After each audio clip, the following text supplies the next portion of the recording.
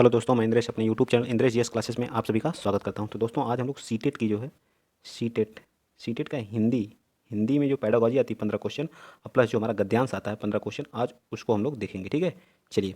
तो आप लोग जितने लोग जुड़ रहे हैं प्लीज़ ज़्यादा से ज़्यादा आप लोग शेयर कर दीजिए, चैनल को सब्सक्राइब कर दीजिए। ठीक है, आपको अब रेगुलर 2 क्लासेस मिलेंगी जो है, ठीक है, सीटेट के लिए पर डे जो है। ठीक, चलिए स्टार्ट करते हैं आज का जो हिंदी प्लस हिंदी गद्यांश। ठीक, चलिए देखिए कैसे कैसे क्वेश्चन आते हैं। पहला क्वेश्चन आप लोग 31 है। एक भाषा शिक्षक के लिए सर्वाधिक महत्वपूर्ण क्या होता है? भाषा का आकलन करना। आप अगर शिक्षक हैं तो क्या करेंगे? भाषा का आकलन कर लेंगे, हो जाएगा बच्चे से? जी नहीं। बच्चों को भाषा प्रयोग के अवसर प्रदान, मैंने कितना बार बताया, जो अवसर होता है वो हमारा क्या होता है? पॉजिटिव टैग होता है। ठीक है, हमेशा क्या होता है? पॉजिटिव पॉजिटिव नेगेटिव टैग की वीडियो बनी है प्ले लिस्ट में, सीटेट नाम से पड़ी हुई, उसमें आप लोग खोज लीजिएगा, मिल जाएगी। पॉजिटिव टैग की वीडियो मैंने बना दिया। ठीक है, चलिए। तो ये हमारा बी पार्ट क्या हो जाएगा? Right answer. त्रुटियों के प्रति कठोर रवैया अपनाना बिल्कुल गलत बात है। भाषा की पाठ्य पुस्तक, ये भी हमारा आंसर गलत है। ठीक है, तो बी पार्ट हमारा क्या हो जाएगा? राइट। बच्चों को हमेशा क्या भाषा प्रयोग के अवसर उपलब्ध कराना चाहिए। चलिए आगे चलते हैं। Question number 2। क्वेश्चन नंबर देखिए 32 क्या कह रहा है? जो भाषा है, भाषा की कक्षा में एक शिक्षक बच्चों से क्या अपेक्षा करता है? तो भाषा की कक्षा में एक बच्चा जो है शिक्षक से क्या अपेक्षा रखता है? तो अपेक्षा रखता है वस्तुनिष्ठ भाषा में ही जवाब दे, बिल्कुल गलत है। बच्चे अपनी मातृभाषा का बिल्कुल प्रयोग ना करें, ये भी बात गलत है। बिल्कुल प्रयोग करें, ये रहता है यहाँ पे, तो सही हो जाता है। बच्चे सवालों के बधे बधाए जवाब ना दे, बिल्कुल सही बात है। बच्चा हमेशा क्या मुक्त होकर के क्या है, फ्री होकर के किसी भी आंसर का क्या करे, जवाब दे। ये हमारा जो है भाषा क्या है, मतलब शिक्षक बच्चों से यह क्या करता है, अपेक्षा करता है हमेशा, जो बधे बधाए जवाब नहीं देने चाहिए। तो हमारा सी पार्ट क्या हो जाएगा? राइट आंसर हो जाएगा। आइए चलते हैं अगला क्वेश्चन। क्वेश्चन नंबर आप लोगों के सामने 33। ज़्यादा बातें नहीं करेंगे, प्रश्न को भी डिटेल के साथ करेंगे। ठीक है, भाषा स्वयं में है, भाषा क्या एक नियमबद्ध व्यवस्था है? तो भाषा स्वयं में एक क्या है? एक नियमबद्ध व्यवस्था है। क्या है? भाषा एक नियम, जटिल भी नहीं है। एकमात्र विषय संप्रेषण एकमात्र है, जहाँ एकमात्र का प्रयोग कर दिया जाएगा और केवल वो हमारी क्या हो जाएंगे? नेगेटिव हो जाते हैं। ठीक है, क्या हो जाते हैं? नेगेटिव वर्ड्स हो जाते हैं। ठीक है, याद रहेगा ना? चलें आगे। चलिए आगे चलते हैं। अगला क्वेश्चन। भा ना कि यह संप्रेषण का एकमात्र, जो अबाध रह कर क्या है, गतिमान होती है। भाषा हमेशा क्या होती है? गतिमान रहती है। ये भी चीज़ें आप लोग याद रखिएगा। चलिए, हर जगह क्या रहती है? बदलती रहती है। आप अभी जौनपुर में हैं तो जौनपुर में कुछ अवधि बोली जाती है। ठीक है, जौनपुर कह रहा हूँ, आप जौनपुर में भी थोड़ा बहुत अवधि, उनकी लैंग्वेज अलग रहती है। आप कहीं पूर्वी पूर्वांचल में चले जाइए, यूपी के पूर्वांचल में ही चले जाइए, जो देखिए वहाँ पे जो भोजपुरी बोली जाती है। तो ऐसे जितना भी आप चेंज, जितना भी स्टेट, किसी स्टेट्स में ही चले जाइए, तो हमेशा भाषा क्या होती है? परिवर्तित होती रहती है। ठीक है, नेक्स्ट क्वेश्चन नंबर 34 बताइए। भाषा का प्रयोग केवल मुद्रित सामग्री में होता है, जीवन के विभिन्न संदर्भों में होता है। केवल शब्द आ गया तो केवल जहाँ जहाँ दिया है पहले वही आंसर हमारे गलत हो जाएंगे। तो बचा कौन? जीवन के संदर्भों में होता है, तो हमारा बी पार्ट क्या आ जाएगा? राइट आंसर आ जाएगा। ठीक है, भाषा का दृष्टिकोण एकांकी ही नहीं होता है, बल्कि यह जीवन के विभिन्न संदर्भों से क्या होती है? जुड़ी होती है। ठीक, क्या होती है? जुड़ी होती है। ठीक, चलिए आगे चलते हैं। क्वेश्चन नंबर आप लोग 35 बताइए। क्वेश्चन नंबर 35 हमारा क्या कह रहा है कि जो बच्चे अपने परिवेश, जो बच्चे होते हैं वो अपने परिवेश में स्वयं भाषा अर्जित करते हैं, इसका एक निहितार्थ क्या है? बच्चों को केवल लक्ष्य भाषा का परिवेश उपलब्ध कराना, केवल जहाँ है वो हमारा नेगेटिव वर्ड होता है। बच्चों को अत्यंत अत्यंत सरल की भी जरूरत नहीं है। सरल भाषा होती है लेकिन अत्यंत सरल भी जरूरी नहीं है। ठीक है, बच्चों को बिल्कुल भी भाषा ना पढ़ाई जाए, ये भी गलत बात है। बच्चों को समृद्ध भाषिक परिवेश उपलब्ध कराना चाहिए। हमारा डी पार्ट क्या हो जाएगा? Right answer. बच्चे को हमेशा जो है समृद्ध एक भाषिक परिवेश उपलब्ध कराना चाहिए, जहाँ बच्चा भाषा को क्या करे? सीख सके। ठीक है, चलिए आगे चलते हैं। क्वेश्चन नंबर आप लोग 36 के बारे में बताएंगे। जो लोग पहली बार चैनल पर विजिट कर रहे हैं तो चैनल को सब्सक्राइब कर दीजिए, शेयर कर दीजिए। आप लोगों को सीटेट से रिलेटेड सारी वीडियो यहाँ पे प्रोवाइड कर दी जाती हैं। ठीक है, आइए चलते हैं आगे। क्वेश्चन। भाषा सीखने सिखाने का उद्देश्य है। भाषा सीखने और सिखाने का उद्देश्य क्या है? दूसरों की बात समझना, सीखना? बिल्कुल नहीं है जी। ठीक है, अपनी बात की पुष्टि के लिए तर्क देना, ये बात सही है? बताइए सही है या गलत है? ये भी हमारी बात नहीं है। ठीक है, विभिन्न स्थितियों में भाषा का प्रयोग, प्रभावी प्रयोग करना, यही हमारा क्या है? राइट आंसर है। ठीक है, भाषा सीखने और सिखाने का मेन उद्देश्य होता है विभिन्न स्थितियों में भाषा का प्रभावी प्रयोग करना, हमारा क्या है? राइट आंसर है। ठीक है, चलिए आगे चलते हैं। अगला क्वेश्चन। क्वेश्चन आप लोग बताएंगे 37 क्या कह रहा है? भाषा अर्जन में महत्वपूर्ण क्या? अगर हम किसी भाषा का अर्जन करते हैं तो हम महत्वपूर्ण का, भाषा का शिक्षक नहीं। ठीक है, तो भाषा अर्जन, भाषा अधिगम के लिए हमें शिक्षक की जरूरत होती है, स्कूल की जरूरत होती है, पाठ्यपुस्तक की जरूरत होती है, व्याकरण पढ़ना पड़ता है। मैं भाषा अधिगम की बात कर रहा हूँ। भाषा अर्जन के लिए भाषा के विभिन्न रूपों का प्रयोग होना सबसे महत्वपूर्ण होता है। वहाँ का परिवेश होता है। मातृभाषा हमारे भाषा अर्जन में सबसे महत्वपूर्ण रोल अदा करती है। इसके लिए ना तो कोई व्याकरण की जरूरत होती है, ना कोई शिक्षक की जरूरत होती है, ना कोई पाठ्य पुस्तक की जरूरत होती है। ठीक, याद रहेगा ना? चलिए क्वेश्चन नंबर 38 बता दीजिए। बच्चों की भाषा संबंधी जो क्रमिक प्रगति का लेखा जोखा है करना से संभव किसे? मौखिक परीक्षा से है, उत्तर पत्रिकाओं से है, सॉरी उत्तर पुस्तिकाओं से है, लिखित परीक्षा से, या पोर्टफोलियो से? तो पोर्टफोलियो हमारा राइट आंसर हो जाएगा। ठीक है, पोर्टफोलियो के द्वारा बच्चे को आप क्रमिक प्रगति, मतलब आप जैसे फर्स्ट क्लास में आपको सेकंड में जाना है, जितना भी आपका पोर्टफोलियो, आपके क्या योग्यता, कितने नंबर आए, कितने मार्क्स आ गए, आपका मतलब कैसा बिहेवियर था, सारा जो है एक पोर्टफोलियो बना करके आपका जो क्लास टीचर रहता है वो फर्स्ट का किसको हस्तांतरित कर देता है, सेकंड वाले टीचर को क्या कर देता है, दे देता है। ठीक है, तो उसको ज़्यादा दिक्कत नहीं होती है आपके पीछे वाले रिकॉर्ड को बनाने में। ठीक है, चलिए आइए चलते हैं आगे। नेक्स्ट अगला क्वेश्चन नंबर आप लोग बताएंगे 39।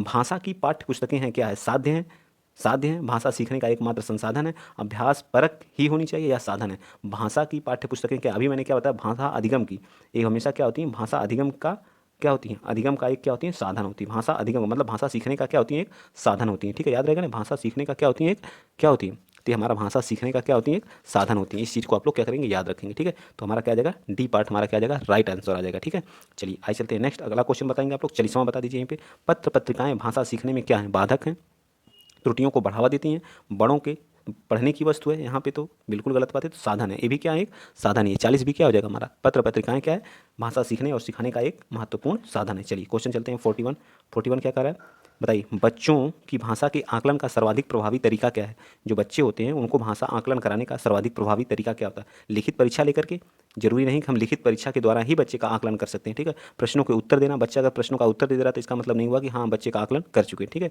ये भी गलत बात है। प्रश्न पूछना और पढ़ी गई सामग्री प्रतिक्रिया व्यक्त करना, यही हमारा क्या जाएगा, राइट। आप प्रश्न पूछिए और पढ़ी गई सामग्री पर प्रतिक्रिया व्यक्त करना बच्चे का क्या है, आकलन सबसे प्रभावी तरीका है, शुद्ध लेख भी नहीं है। ठीक, चलिए नेक्स्ट बताएंगे आप लोग अगला क्वेश्चन आप लोग 42 बता दीजिए।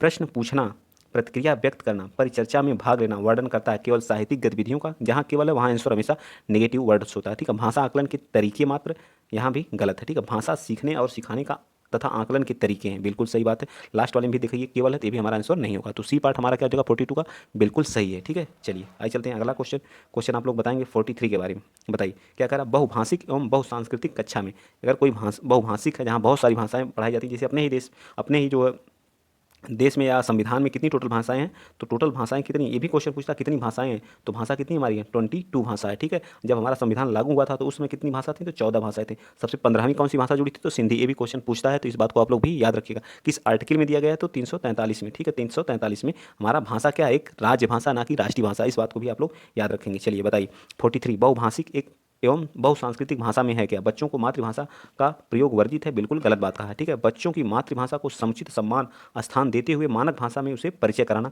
ये हमारा क्या है, राइट आंसर है। बी पार्ट हमारा क्या आ जाएगा, 43 का राइट आंसर आ जाएगा। बच्चे को हमेशा उसके मातृभाषा में ही सिखाना चाहिए। ठीक है, हमेशा बच्चा अपने जो घर से जब विद्यालय आता है तो हमेशा कुछ न कुछ अपने पास लेकर अपनी मातृभाषा के साथ आता है। ठीक है, अपने परिवेश से, अपने परिवार से कुछ न कुछ सीख के आता है। ठीक, चलिए आइए चलते हैं अगला क्वेश्चन आप लोग नेक्स्ट बताइए 44। तो 44 चलिए 44 बताइए, भाषा के व्याकरण की समझ को क्या कहेंगे, भाषा के व्याकरण की समझ को क्या कहेंगे, केवल वस्तुनिष्ठ प्रश्नों के माध्यम से आंका जा सकता है, गलत है। केवल लघुत्तर, जहाँ जहाँ केवल दिया हो तो आंसर हमारे गलत हो गए। निबंध प्रश्नों के माध्यम से, ये भी गलत है। संदर्भ परक प्रश्नों के माध्यम से क्या किया जा सकता है, आंका जाता है। भाषा के व्याकरण को हमेशा संदर्भ परक प्रश्नों के माध्यम से क्या किया जा सकता है, आंका जाता है। ठीक है, चलिए आइए चलते हैं 45 क्वेश्चन। ठीक है, ये हमारा जो है आज का जो है, जो हमारे पेडागोजी आती है हिंदी का, वो लास्ट क्वेश्चन है। ठीक है, अगला क्वेश्चन आप लोग बताएंगे। चलिए आगे चलिए क्वेश्चन नंबर 45 बताइए क्या कह रहा है कि कौन सा जो है निम्नलिखित में से कौन सा भाषा शिक्षण का उद्देश्य है। बताइए, निजी अनुभवों के आधार पर भाषा का सृजनशील प्रयोग करना, या बी भाषा सीखते समय त्रुटि बिल्कुल ना करना, या भाषा की बारीकी और सौंदर्य बोध को सही रूप से समझने की क्षमता को प्रोत्साहित करना, भाषा के व्याकरण सीखने पर बल देना। बताइए कौन सा हमारा जो है भाषा शिक्षण का उद्देश्य है, ये बताना है। बताइए, तो 45 का हमारा क्या जाएगा, सी पार्ट। जो भाषा की बारीकी और उसके सौंदर्य बोध को सही रूप से समझने की क्षमता को क्या करना, हमेशा बच्चे को क्या करना चाहिए, प्रोत्साहित करना चाहिए। एक टीचर का सबसे मेन रोल होता है और भाषा शिक्षण का यह उद्देश्य भी है। ठीक है, आगे आइए चलते हैं। अब हम लोगों के पास जो हमारी पेडागोजी थी वो तो फिनिश हो गई। अब हमें आते हैं 2 गद्यांश आते हैं। ठीक, एक पद्यांश आता है और एक गद्यांश या कहीं कहीं कविता आती है। ठीक, तो हमें 46 से लेकर 51 तक जो है, मतलब 5 इधर 6 क्वेश्चन हमको जो है किससे देना है, जो कविता दी गई इसको पढ़ के आंसर देना है। ठीक है, चलिए एक आ रहा कि इसको पढ़ लेते हैं। आइए पहले क्वेश्चन देख ले। सबसे अच्छा ऑप्शन करने का, गद्यांश करने का सबसे अच्छा तरीका होता है पहले आप क्वेश्चन को पढ़ लीजिए, क्वेश्चन पढ़ने के बाद आप आंसर देंगे तो सारी चीज़ें मिलती चली जाएंगी। चलिए आइए पढ़ लेते हैं पहला क्वेश्चन नंबर 46 क्या करा, काले बादल में रहती चांदनी की रेखा पंक्ति का भाव क्या है। तो इसमें क्या पूछा, काले बादल में जो चांदनी रहती है उसका भाव क्या है। ठीक है, ऑप्शन जब हम पढ़ेंगे तो वहाँ से आंसर दे देंगे। पहले क्वेश्चन पढ़ लेते हैं। क्वेश्चन नंबर 47 के अगर काले बादल प्रतीक हैं के, काले बादल किसके प्रतीक हैं ये पूछा है, ठीक है। ये भी हमें गद्यांश से ही मिलेगा, मतलब कविता से ही मिलेगा। काले बादल में रहती चांदनी की रेखा में कौन सा अलंकार है, ठीक है। ये भी हमें कहाँ से, ये तो हम बता सकते हैं, बताइए। काले बादल में रहती चांदनी की रेखा, आप बताइए रूपक अलंकार है, श्लेष अलंकार है, उत्प्रेक्षा अलंकार है, बताइए। ये तो क्वेश्चन हो जाएगा ना, आप बता दीजिए आंसर। अगर आप अलंकार पढ़े हैं तो आप बता सकते हैं, बताइए क्या होगा इसका जो 48 का। तो काले बादल में हमेशा क्या चिपका हुआ है कि नहीं, काले बादल में हमेशा क्या चांदनी क्या हो, छिपी हुई है। तो जहाँ छिपा होने का अच्छा तो श्लेष, श्लेष का मतलब क्या, तो चिपका होना, जो छिपा होना जो, तो हमेशा क्या होता है, श्लेष अलंकार होता है। चलिए 49 बता दीजिए। 48 तो बता दिए। निम्न में से बादल का पर्यायवाची कौन है, तो जलद, घन, जलज, ये तो हमारा कमल का है। कमल का पर्यायवाची क्या होता है, जलज होता है। पयोधर, पयोधर है या जलद, जलद हमारा क्या है, बादल का पर्यायवाची। 2 क्वेश्चन हम लोग कर चुके। चलिए 50वां, स्वतंत्र, स्वतंत्रता का विलोम क्या होता है, स्वतंत्रता का विलोम क्या होता है, बताइए। तो स्वतंत्रता का विलोम हमेशा क्या होता है, पराधीनता होता है। क्या होता है, पराधीनता होता है, ठीक है। 3 क्वेश्चन कर चुके हैं, 6 में से आप 3 कर चुके, बताइए। एक लास्ट है, कभी क्या सुनने और देखने की बात कहता है, तो ये हम लोग आगे देख लेंगे, ठीक है, जब हम पढ़ेंगे तब कर लेंगे। चलिए आइए चलते हैं, आप उसको पढ़ लेते हैं जो कविता दी हुई है। सुनता हूँ, सुनता हूँ मैं भी, 1 मिनट आगे भी है? नहीं, ठीक है, चलिए पढ़िए। ये क्या कर रहा है, सुनता हूँ मैंने भी देखा, काले बादल में रहती चांदनी की रेखा, मतलब काले बादल जो होते हैं उनके अंदर क्या होती है, एक चांदनी की रेखा होती है। मतलब जो जब हम किसी, जब हमारे पास दुख आता है तो कुछ कोई ना कोई रास्ता जरूर रहता है उसके लिए, ठीक है। अगर हमारे पास अंधकार है, इसमें हम अंधकार में जी रहे हैं, तो प्रकाश भी आज न कल आएगा, ठीक है। काले बादल जाति द्वेष के, मतलब काले बादल क्या होते हैं, जाति द्वेष के, ठीक है। ऐसा क्वेश्चन पूछा है तो हमेशा उसे के जाति वैमनस्य से जोड़ेंगे, ठीक है। जाति वैमनस्य, काले बादल विश्व क्लेश के, काले बादल जो होते हैं वो विश्व क्लेश के होते हैं, विश्व में क्लेश। काले बादल उठते पथ पर, ठीक है। नव स्वतंत्रता के प्रवेश के, सुनता आया हूँ है देखा, काले बादल में हंसती चांदनी की रेखा, ठीक है। चलिए तो हम लोग पढ़ चुके हैं। अब देखिए क्या पूछा, काले बादल में रहती चांदनी की रेखा का मतलब क्या है क्वेश्चन। विपत्तियों के समय आशा की किरण दिखाई देना, बादलों के टकराने से बिजली, ये तो बिल्कुल नहीं है। अंधेरे के बाद प्रकाश आना, ये हमारा सबसे सटीक आंसर है। अंधेरे के बाद, अंधेरा है, जब काले बादल हट जाएंगे तो क्या एक उजाला आएगा, तो मतलब अंधेरे के बाद प्रकाश आता है, ठीक है। तो ये बिल्कुल सटीक आंसर है, ठीक है।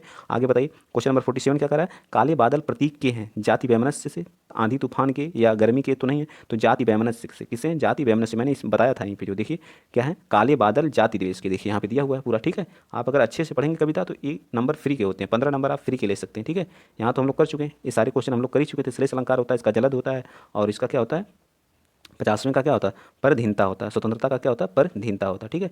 नेक्स्ट आप बताएंगे, कभी क्या सुनने और देखने की बात करता है, बिजली को देखने के, निराशा को, आशा की किरण को, हमेशा किस चीज़ को देखने की बात करता है, आशा की किरण को देखने की बात करता है। कभी इसमें क्या आशा की ही तो बात करता है, आशा ही करता है कि जो काले बादल हैं वो हट जाएंगे तो एक क्या आ जाएगा, प्रकाश आ जाएगा, ठीक है। ये हमारी क्या एक आशा की ही बात करता है, ठीक। तो हम 6 क्वेश्चन कर चुके हैं, देखिए फ्री फ्री के। चलिए आगे भी एक गद्यांश दिया है, इसको पढ़ के हमें आंसर देना है, ठीक। चलिए पढ़ लेते हैं। मुझे मालूम नहीं था कि भारत में तिलोनिया नाम की भी कोई जगह है जहां हमारे देश के समसामयिक, मतलब समसामयिक का मतलब क्या होता है, वर्तमान, ठीक है। वर्तमान, वर्तमान जो करंट आप पढ़ते हैं उसका मतलब ये होता है, ठीक है। ये भी क्वेश्चन पूछ सकता है, समसामयिक का मतलब क्या, इतिहास का एक विस्मयकारी पत्र लिखा जा रहा है, ठीक है। उस वक्त तक तिलोनिया के बारे में मुझे इतनी ही जानकारी थी कि वहाँ एक स्वावलंबी विकास केंद्र चल रहा है, स्वावलंबी विकास केंद्र चला, जिसे हम स्थानीय ग्रामवासी स्त्री पुरुष मिलजुल करके चला रहे हैं। मुझे वहाँ जाने का अवसर मिला। बस्ती क्या थी कि कुछ पुराने और कुछ, जो बस्ती थी वो कुछ पुराने और कुछ नए छोटे घरों में झुरमुट थी, ठीक है।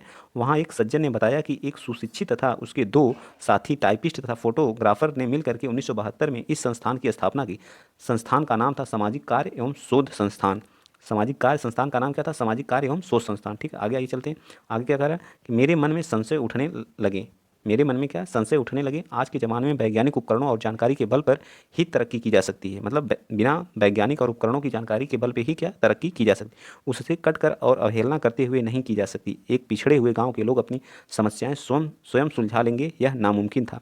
वह सज्जन कहे जा रहे थे कि हमारे गांव आज भी नहीं बसे हैं, इन गांवों में शताब्दियों से हमारे पूर्वज रहते आ रहे हैं। पहले ज़माने में भी हमारे लोग सूझबूझ और पहलकदमी से के बल पर ही अपनी दिक्कतें सुलझाते रहे होंगे। ज़रूरत इस बात की है कि हम शताब्दी की परंपरागत जानकारी को नष्ट ना होने दें, मतलब जो हमारी पुरानी परंपरा थी उस चीज़ को हम क्या करें, नष्ट ना होने दें, उसका उपयोग करें। फिर मुझे समझाते हुए बोले, हम बाहर की जानकारी से भी पूरा लाभ उठाएं, पर मूलतः स्वावलंबी बनना चाहिए, मतलब आत्मनिर्भर बनिए, स्वावलंबी बनिए। इस बात का कहना, स्वावलंबी, आत्मनिर्भर, मुझे बार बार गांधी जी के कथन याद आ रहे थे, ठीक है। और अपने ठीक ही कहा है कि संस्थान गांधी जी की मान्यताओं के अनुरूप ही चलता था, जो संस्थान था वह गांधी जी की मान्यता के अनुरूप चलता था। सादापन कर्मठता, अनुशासन और सहभागिता के बल, सहभागिता में सबके सहयोग से यहाँ सभी निर्णय मिल बैठकर क्या किए जाते थे। आत्मनिर्भरता से मतलब कि ग्रामवासियों की छिपी क्षमताओं को काम में लाया जाए। जो ग्रामवासी थे, जो उनके अंदर जो क्षमताएं थी कार्य करने की, उसको क्या बाहर लाया जाए। और गांधी जी के अनुसार ग्रामवासी अपनी अधिकांश बुनियादी जरूरत की वस्तुओं का उत्पादन स्वयं करें, यह बात कहा है। ठीक है, चलिए एक तीर्थ यात्रा किसकी है?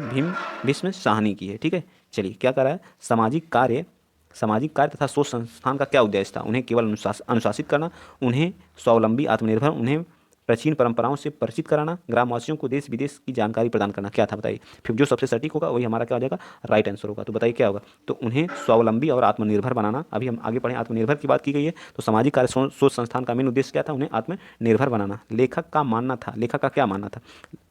ग्रामवासी अपनी समस्या स्वयं सुलझा सकते हैं। ग्रामवासियों को अपनी समस्या स्वयं सुलझाने की आदत है। आधुनिक समय में वैज्ञानिक उपकरण और जानकारी से कटकर या उसकी अवहेलना करके तरक्की नहीं की जा सकती है। या आधुनिक समय में वैज्ञानिक उपकरण को जानकारी के बल पर ही तरक्की की जा सकती है। या लेखक का क्या मानना था? तो लेखक का मानना था कि जो हमारे आधुनिक उपकरण हैं उन्हें से कटकर या उनकी अवहेलना करके तरक्की नहीं की जा सकती। ये सबसे इंपॉर्टेंट बात कही है। ठीक है, पैराग्राफ में जब आप पैराग्राफ पढ़े होंगे तो।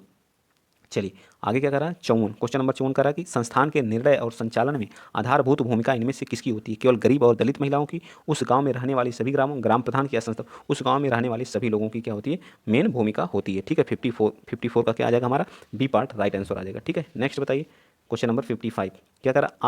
आत्म उपसर्ग किस शब्द में नहीं किया गया? आत्मसम्मान में भी है बिल्कुल, पर इसमें आत्मनिर्भर में, आत्मीय में भी है, लेकिन किसमें? परमात्मा में नहीं है। ठीक है, परमात्मा में नहीं है। ठीक है, यही हमारा क्या आ जाएगा? राइट आंसर आ जाएगा। चलिए आइए चलते हैं अगला क्वेश्चन, क्वेश्चन नंबर 56 बता दीजिए। लेखक के अनुसार जो तिलोनिया गांव में हमारे देश के आजकल के इतिहास का विस्मयकारी पन्ना लिखा जा रहा है, किस कारण? वहाँ के स्वावलंबी विकास केंद्र चल रहा है, वहाँ के लोग अनुदान पर आश्रित हैं, केंद्र में इतिहास पर विस्मयकारी शोध किया जा रहा है, तिलोनिया गांव पिछड़े गांव के रूप में जाना जाता है। बताइए, वहाँ एक स्वावलंबी विकास केंद्र चल रहा है। 56 का हमारा क्या राइट आंसर आ जाएगा? ए पार्ट हमारा। इसलिए तो विस्मयी पन्नों पर लिखा जा रहा है। वहाँ स्वावलंबी मतलब लोग आत्मनिर्भर, खुद वो गांव के लोग जो आत्मनिर्भर होकर के एक विकास केंद्र चला रहे हैं। ठीक है, अगला क्वेश्चन, शताब्दी में कौन सा समास है? बताइए दिगु है, तत्पुरुष है, बहुब्रीहि है, क्या है? तो इसमें कौन सा समास है 57 में? तो हमारा दिगु समास है। कौन सा? दिगु है। नेक्स्ट बताइए 58, गांधी जी को मान्यता नहीं देता क्या? कर्मठता, अकर्मठता, आत्मनिर्भरता या सादापन? कर्मठता भी है, सादापन भी है, आत्मनिर्भरता भी है, लेकिन कर्मठता था ना कि अकर्मठता था। ठीक है, तो बी पार्ट हमारा नहीं मान्यता देता। चलिए 59 का बता दीजिए, निम्नलिखित में से संज्ञा का उदाहरण नहीं है क्या? स्वावलंब, अनुशासन, आत्मनिर्भर या अनुशासित? बच्चे अनुशासित हैं, तो हमारा कौन सा हो जाएगा? 59 का सी पार्ट हमारा क्या है? एक विशेषण का काम करता है। ठीक है, अनुशासित क्या है? एक विशेषण है। नेक्स्ट चलिए अगला क्वेश्चन, आज के लास्ट क्वेश्चन है जो हमारा हिंदी का जो पेडागोजी प्लस इसके लास्ट क्वेश्चन। बताइए इसका उपयोगी शब्द का विलोम क्या होगा? अनुपयोगी होता है। क्या होता है? अनुपयोगी। ए पार्ट हमारा क्या आ जाएगा? राइट आंसर हो जाएगा। ठीक, आई होप, मैं आशा करता हूँ कि आप लोग जो 30 क्वेश्चन कराए गए इसमें कम से कम आप लोग जो है 28 या 29 क्वेश्चन आपके सही हुए होंगे। ठीक है, ऐसे आप लोग अगर पढ़ेंगे, मेरे साथ जुड़े रहेंगे, तो आप लोगों को करने का अच्छा जो प्रैक्टिस सेट है कराया जाएगा। ठीक है, और आज हमारा हिंदी का है, फिर आज ही हम लोग हो सकता है जो है तो साइंस का जो सेकंड पेपर होता है साइंस वालों के लिए, साइंस और मैथ वालों के लिए, तो साइंस का पेपर कराया जाएगा। ठीक है, तो आज के लिए इतना ही। वीडियो अच्छा लगा है तो ज़्यादा से ज़्यादा शेयर कर दीजिएगा, चैनल को सब्सक्राइब कर लीजिएगा। जय हिंद, जय भारत।